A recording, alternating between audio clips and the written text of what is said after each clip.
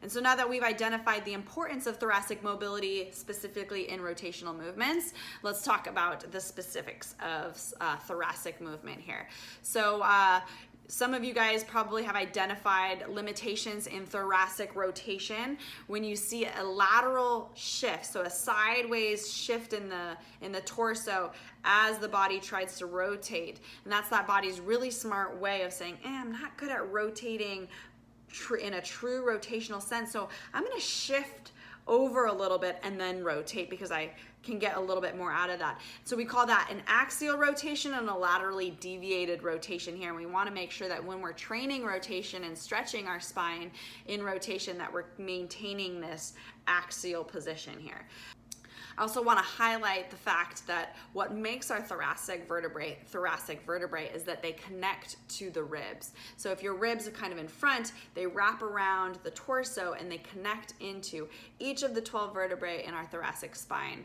And what's really great about that is that anytime we expand the rib cage through maybe some big rib breathing this way or big side bending of the ribs, kind of exposing the ribs open like an accordion, what this kind of does is that wedges down the vertebrae and kind of creates this little space in between our vertebrae, and so we get some lengthening in the thoracic spine.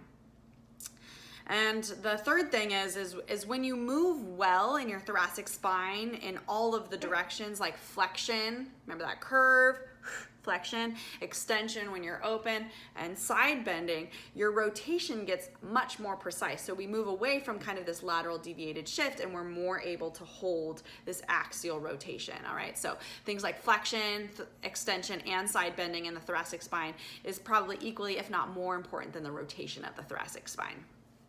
The last thing I want to say about increasing thoracic mobility is when doing your exercises, specifically thoracic rotation exercises, draw your knees up towards your chest, and that deep hip flexion, so pulling the knees up, locks in those 5 lumbar vertebrae, and so that they can't move. Like anatomically, it kind of wedges it in so that any rotation that happens is pushed into the thoracic, all right? So if you were to just stand up and do rotation, likely your body's gonna go where you have the most mobility, because that's easy. So if you lock in that lumbar, you're able to hold the lumbar steady, and then any rotation that happens comes from above, all right? So good luck on your thoracic rotation exercises. I'll link out a few there.